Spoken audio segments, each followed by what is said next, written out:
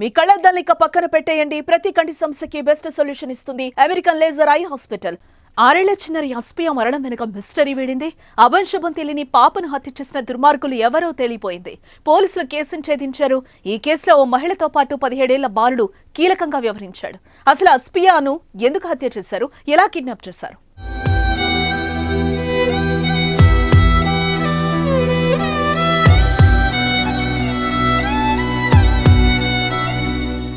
చిత్తూరు జిల్లా పుంగనూరు అస్పియా హత్య సంచలనంగా మారిన సంగతి తెలిసిందే.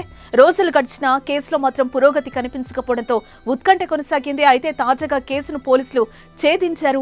హంతకులను గుర్తించి కటకటాల వెనక్కు నెట్టారు. ఊహించిన విధంగానే తండ్రి ఫినాన్స్ వ్యాపారంలో లావాదేవీల కుమార్తె ప్రాణాన్ని బలిగొంది.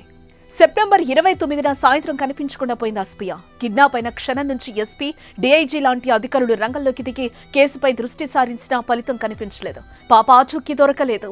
చివరికి 2 రోజుల తర్వాత పుంగనూరు సమ్మర్ స్టోరేజ్ లో విగత జీవిగా తేలింది. అయితే ఎలా చనిపోయింది, ఎవరు హత్య చేశారు అన్న విషయాలు తేల్చడం పోలీసులకు సవాల్గా మారింది.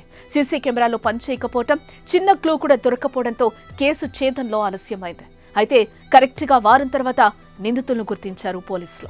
2 నిందితులను అదుపులోకి తీసుకున్నట్లుగా చిత్తూరు జిల్లా ఎస్పీ మణికంఠ చందోలు వెల్లడించారు. ఆ రోజు జరిగిన మనకి నివేదిక ప్రకారం 7 గంటల నుంచి 7:30 మధ్యలో ఈ ఇద్దరు ఆడుకుంటున్నప్పుడు బుర్కా వేసుకొని ఆ లేడీ వచ్చి ఈ పాపతో మాట్లాడి ఆవిడతో పాటు తీసుకొని మరొక కుర్రాడు, అతను మైనర్ 17 ఇయర్స్, ఆ లేడీకి రిలేటివ్ అవుతాడు. సో వరుసకి తమ్ముడు అని మాట్లాడతారు. సో ఆ బాబుతో పాటు తీసుకొని వాళ్ళ అమ్మగారింది, అక్కడి నుంచి 1.5 కిలోమీటర్స్ డిస్టెన్స్ ఉంటుంది, వాళ్ళ అమ్మగారింటికి తీసుకెళ్లడం జరిగింది. ఈ కుర్రవాడు బయటే ఉన్నాడు చాలాసేపు. వాళ్ళు లోపల ఆ పాపతో చాలాసేపు మాట్లాడడం, పాపకి ఫుడ్ కూడా పెట్టడం జరిగింది.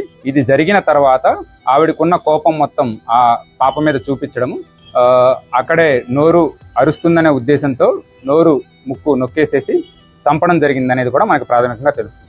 బాలిక తండ్రి అజ్మతుల్లా నడుపుతున్న ఫినాన్స్ వ్యాపారంలో నెలకొన్న లావాదేవీల వివాదమే బాలికను హత్య చేయడానికి దారితీశాయని ఎస్పీ వెల్లడించారు.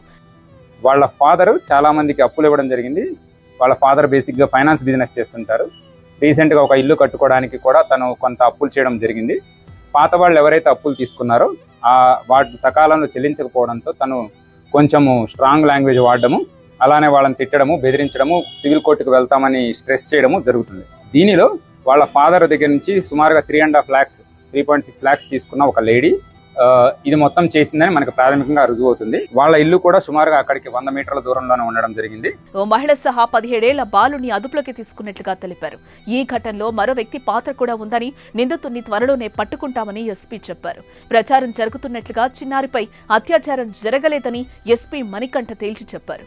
అయితే చిన్నారిని నిందితులు చంపేసిన విధానం మాత్రం కన్నీళ్లు పెట్టిస్తోంది. 29న సాయంత్రం బురకా వేసుకుని వచ్చిన ఓ మహిళ బాలికకు చాక్లెట్ ఇచ్చి ఇంటికి తీసుకెళ్లిపోయింది. తర్వాత అస్పియా నోరు ముక్కు మూసి ఊపిరాడకుండా చేశారు. దీంతో కాళ్ళు చేతులు కొట్టుకుంటూ పాప ప్రాణాలు వదిలింది.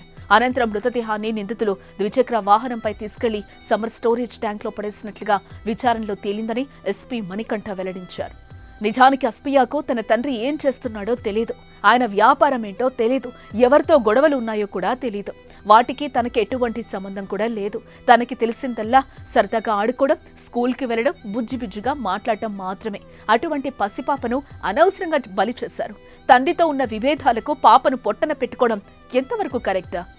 ఇది న్యాయమా? కామెంట్ చేయండి.